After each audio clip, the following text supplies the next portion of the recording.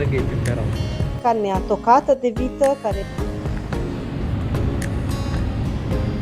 Ca peste tot, sau de prețuri. cremvuștii, pe care știm și noi, foarte scump din punctul meu de vedere. Sosurile mexicane sunt o grămadă mari.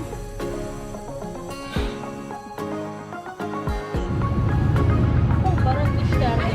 Acest tricou costă 200 de pesos, 420. 420 la 800 de grame. Avem și secțiunea de pijamale. Suntem Alexandra și Adrian, doi dansatori români care călătoresc prin lume datorită meseriei lor. Bine ați venit la Dansatori prin lume! Salutare, salutare! Astăzi o să mergem să vedem care este prețul alimentelor aici în Mexic, dacă este scump sau mai puțin scump și diferența față de România. Da, suntem gata de plecare.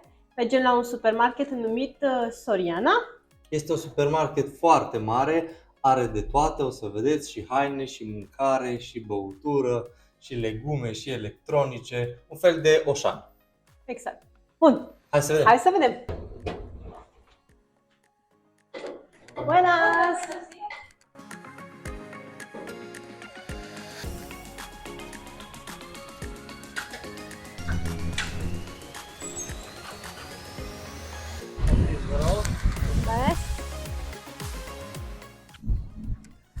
La ora 9:30, afară sunt 28 de grade și noi până la Mega Soriana avem 13 minute de mers pe jos.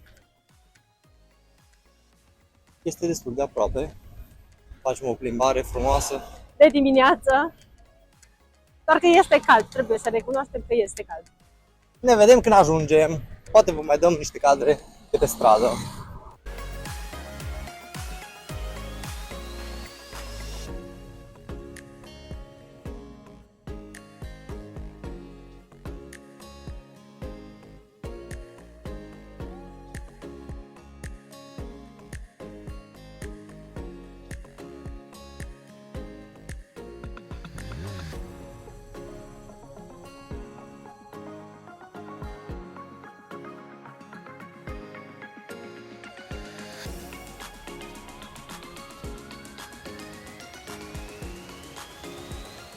Și am ajuns. Trebuie să mergem să lăsăm ghiozdanele, nu avem voie să intrăm cu ghiozdanele în magazin.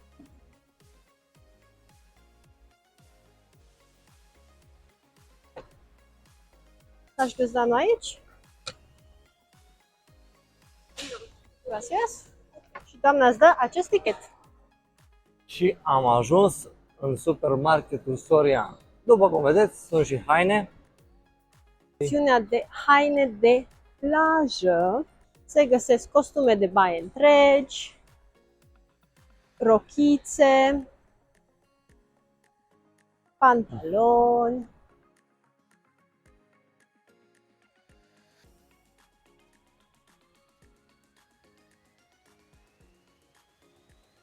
o secțiune doar pentru plajă. Acolo pe raft găsim niște prosoape la 269 de pesos. Aici, în Mexic, localnicii merg la plajă foarte bine pregătiți. Își aduc mâncarea în casete speciale, care păstrează temperatura, fie rece, fie caldă, alături de scaune și corturi pentru mai mult confort. De aceea, în aproape toate magazinele, găsești o secțiune întreagă dedicată produselor pentru plajă. Pentru că suntem în Playa del Carmen și au plajă, bineînțeles, uitați câte produse de plajă au, cu veste, cu snorkeling, cu de toate. De toate, numai să te duci la plajă. Și secțiunea de haine pentru femei. Aici sunt de la 329 de pesos. Avem tricouri, cămășuțe, pantaloni scurți.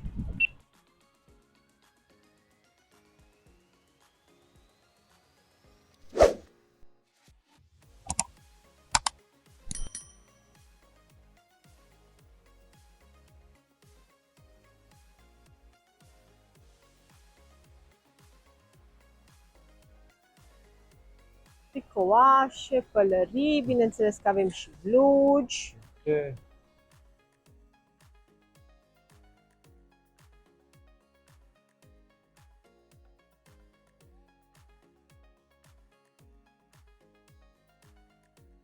Spre exemplu, un maieu așa de Active Basic costă 299 de pesos.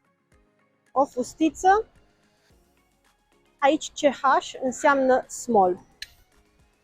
Este 300 de pesos. Foarte frumoasă asta. Aș putea o să o încerc. Zic, nu? Că poate mi-aș lua asta de mici.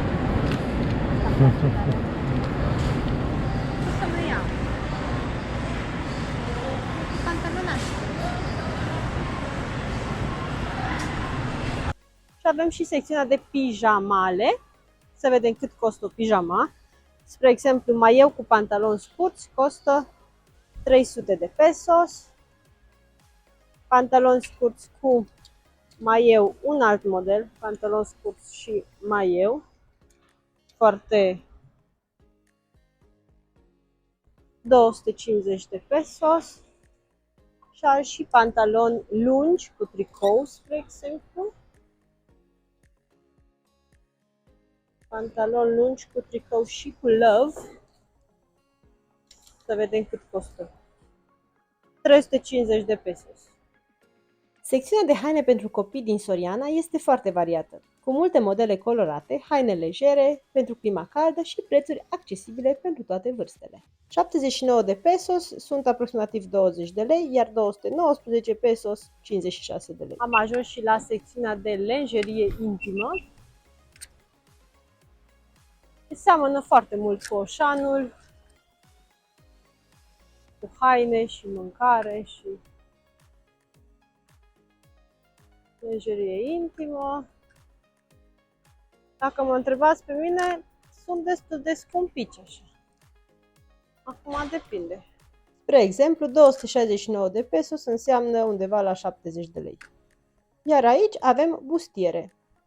Am ajuns și la secțiunea de bărbați. Spre exemplu, acești pantaloni scurți costă 349 de pesos sau o pereche de pantaloni de blugi, tot 349 de pesos.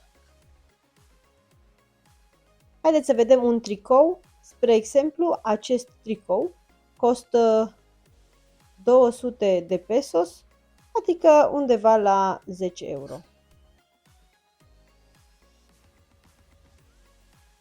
Au și pantaloni, pantaloni scurți,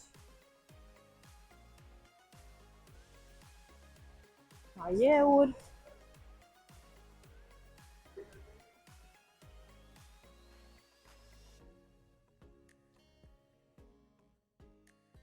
Încep de la 300 de pesos.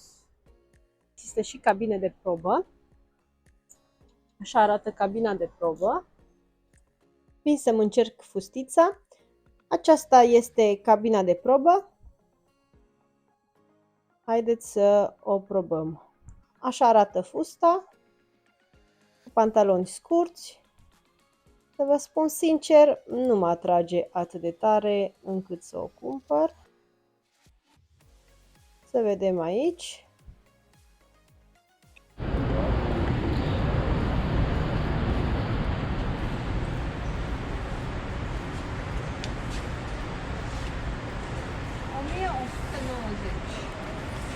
Adică 60 de euro. Adică 60 de euro. Acesta? 1400, 70 de euro. Mingi de diferite tipuri, 450, adică 25 de euro. Zic euro că eu împart la 20 cel mai bine. Probabil pe ecran o să pun și alte chestii. Mâncare de copii 25. Uite cu electroliți. Tot 25. Hai să vedem cât este un nan. Ce este asta? Dan avem și în România. Și aici este 420, 420 la 21. 800 de grame acesta. 21 de euro. Nan Supreme la 800 de grame, adică acesta este 550 de peso. Asta e ce? Mâncare pentru copii? Da, este laptele cu praf. Și ăsta la 1 kg, 1,30. Ce zice 1,35? Încă ceva, aici s-ar putea să nu corespundă prețurile cu produsele. Este foarte comun să se întâmple chestia asta. Și găsim biberoane pentru copii la prețuri, cred că destul de accesibile. Avem nevoie de un deodorant, nu găsim deodorantul nostru. 5 euro.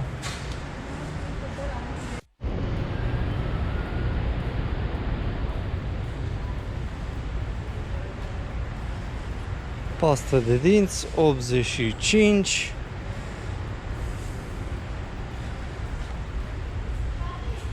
Tupec, asta e pauză mai mică.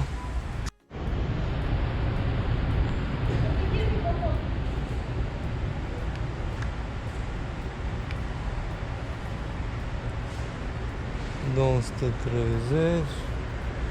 Ce mai avem? 50, 45, 45. Palmolive, ce mai cunoaștem. 83. Dove 62.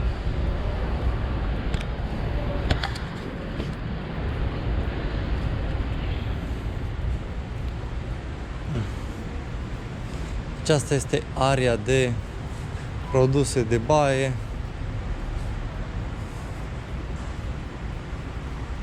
Gillette.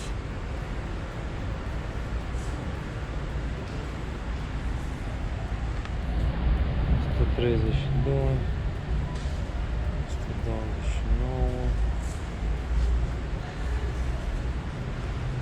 $129. Mai sunt unele și reduceri. ¿Cuántos pide? ¿15? După care avem electronicele, televizoare, foarte multe televizoare.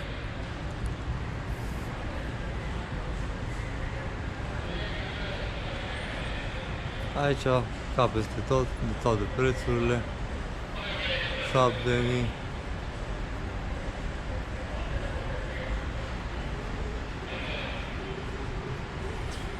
Frigidere. Am ajuns și la lucrurile de bucătărie și de baie.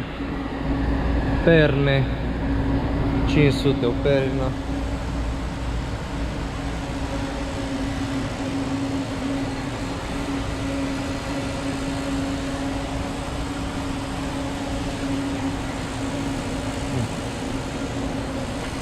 Ok.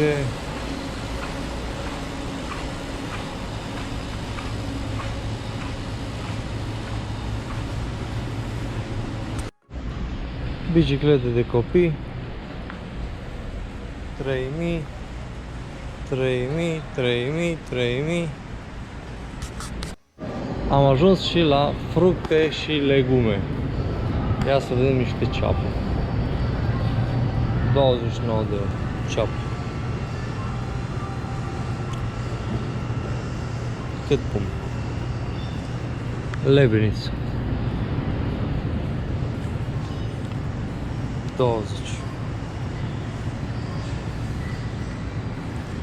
Merele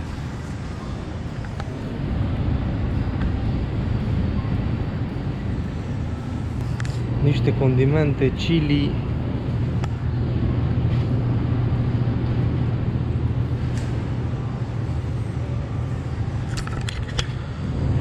Cred că e piperat. La banane. Bananele sunt 21,90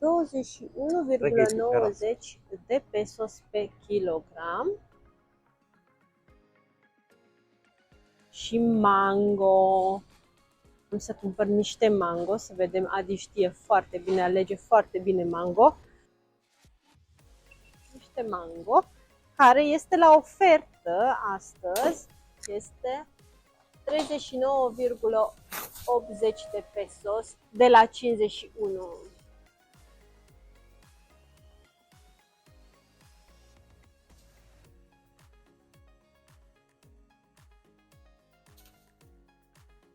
Aceste roșii frumoase astăzi sunt la ofertă și anume la 58,80.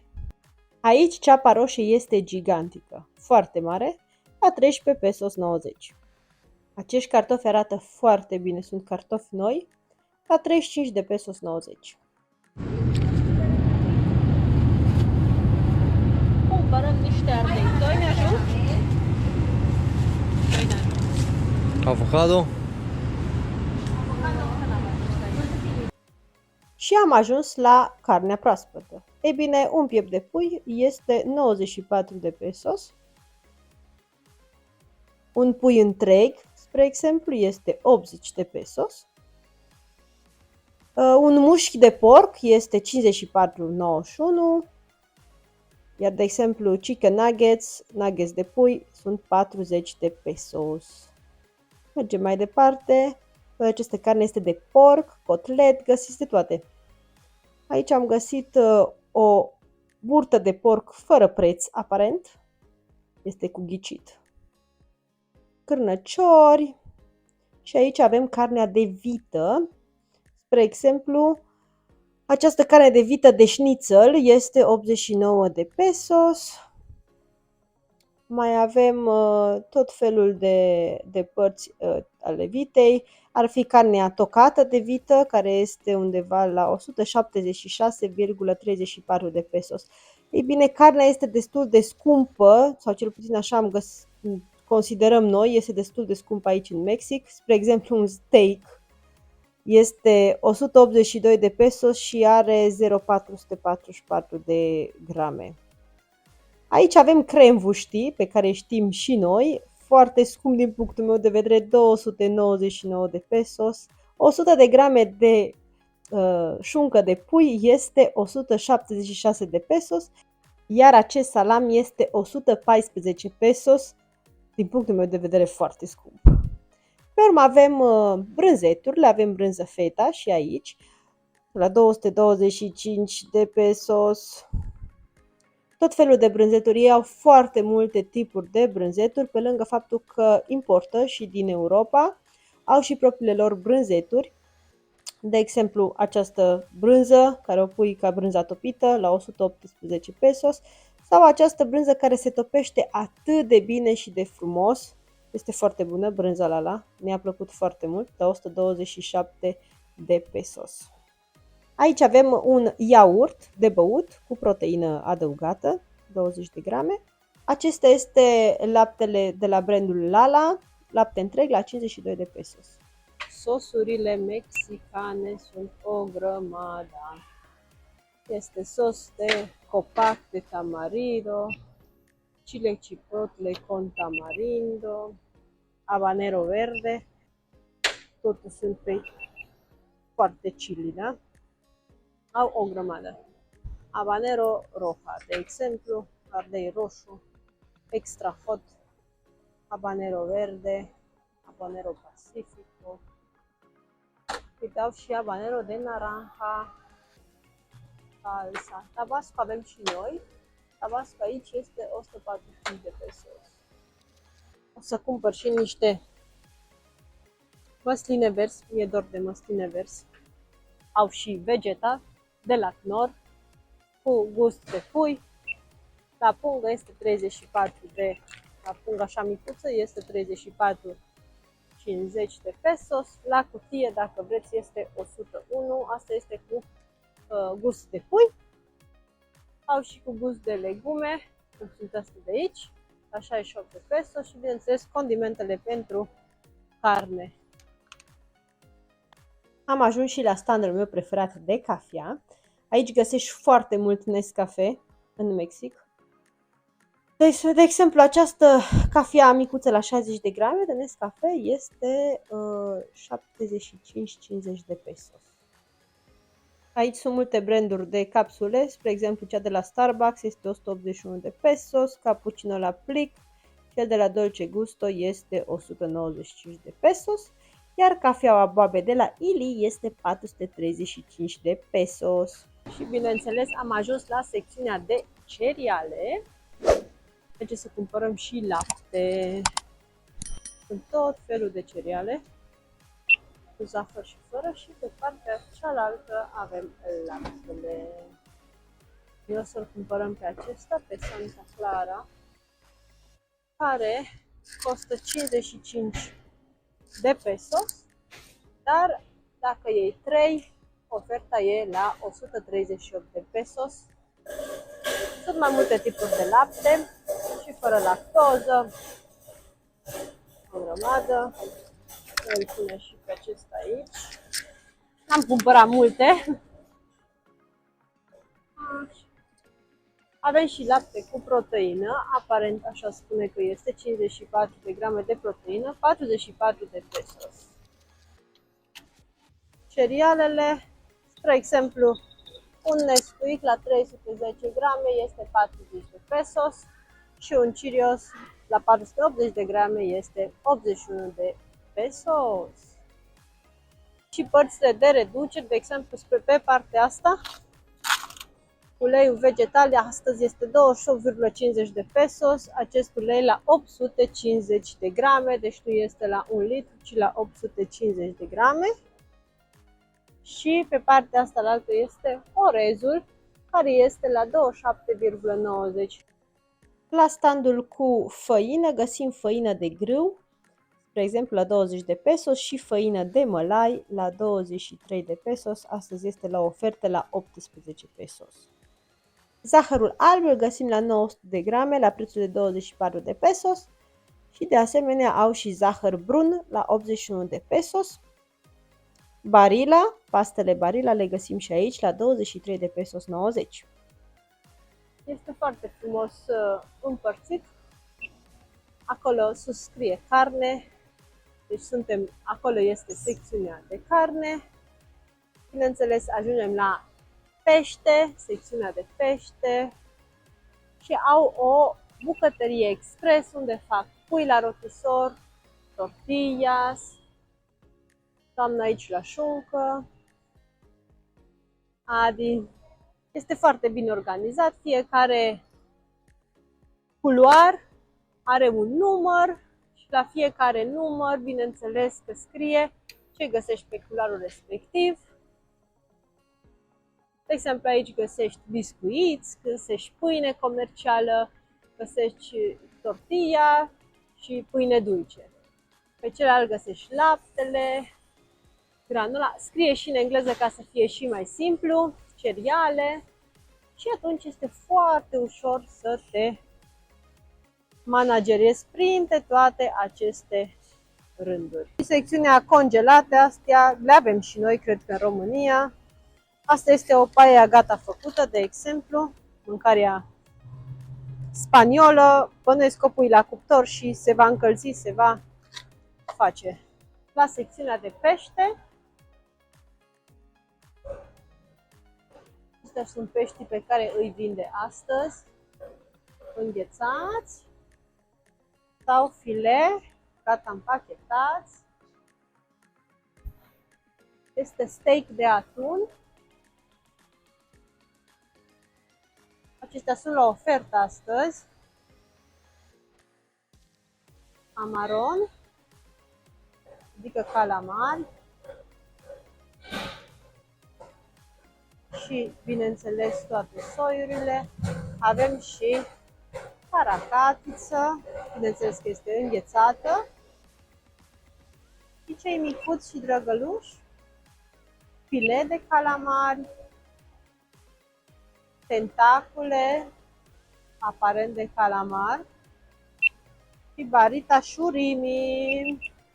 Plus avem și tentaculele de calamar, tentaculele de octopus.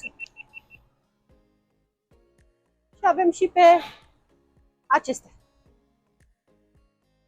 Astea-s broaște. Craci de broască. Craci de broască. Coca-Cola la 2 litri 50.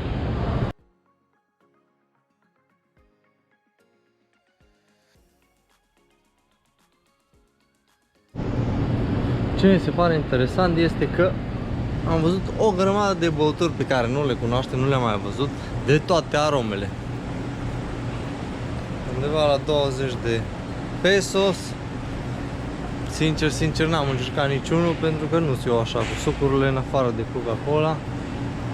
Dar sunt foarte multe. Da, mai cunoști un 7-Up, un Mirinda. Dar de exemplu, așa ceva.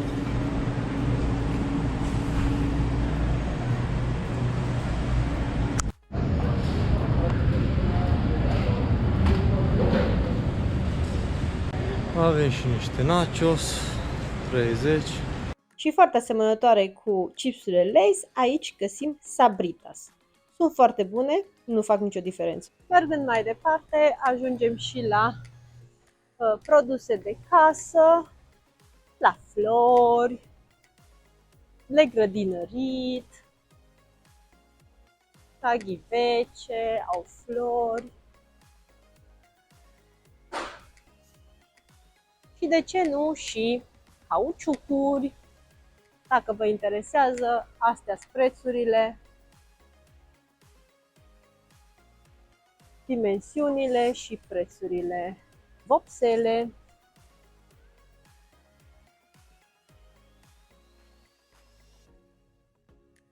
Așa, tot felul de baterii, de exemplu, și am ajuns la jucării pentru copii. Am terminat? Am terminat. Acestea le-am cumpărat noi și ne mergem la casă. Astea sunt casă, ne mergem la doamna cu numărul 18.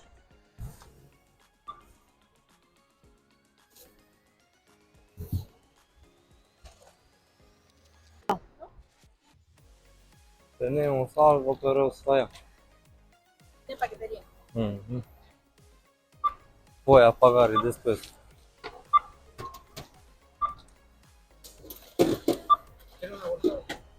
Aici un domn foarte drăguț ne ajută să le punem aici. Am plătit.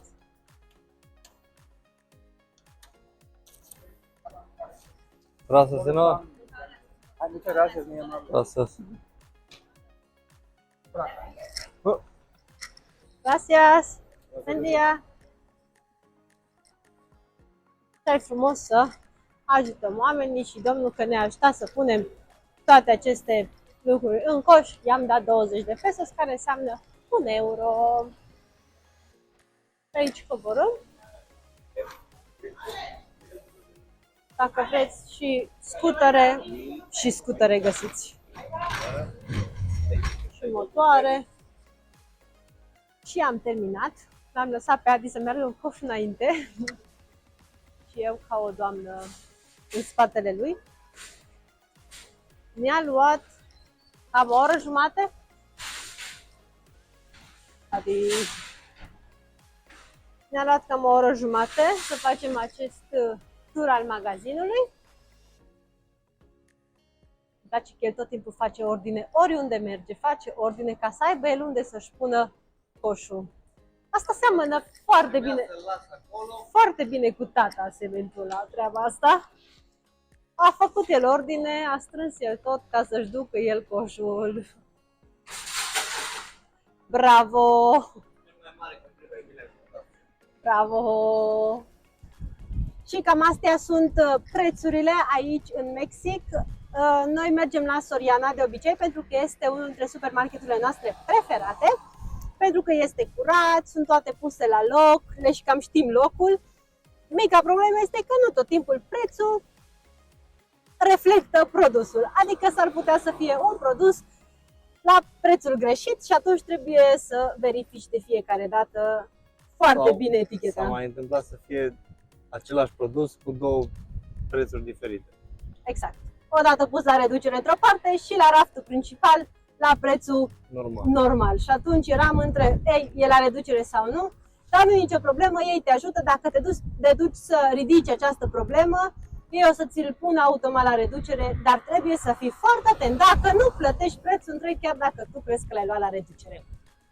Pe ce am cumpărat astăzi, noi am plătit 650 de pesos, adică 32 de euro. Am cumpărat lapte, am cumpărat cafea, am cumpărat avocado, am cumpărat mango, Piept de pui. piept de pui, am cumpărat un deodorant și cam atât. Am scumpit dacă mă întrebați pe mine pentru câte am cumpărat. Deci, acestea au fost prețurile de aici, din Mexic, din magazinul, supermarketul numit Mega Soriana. Sperăm că v-a plăcut și nu uitați să dați un like, subscribe, un comentariu, să ne spuneți care este părerea voastră și până data viitoare. Pe curând!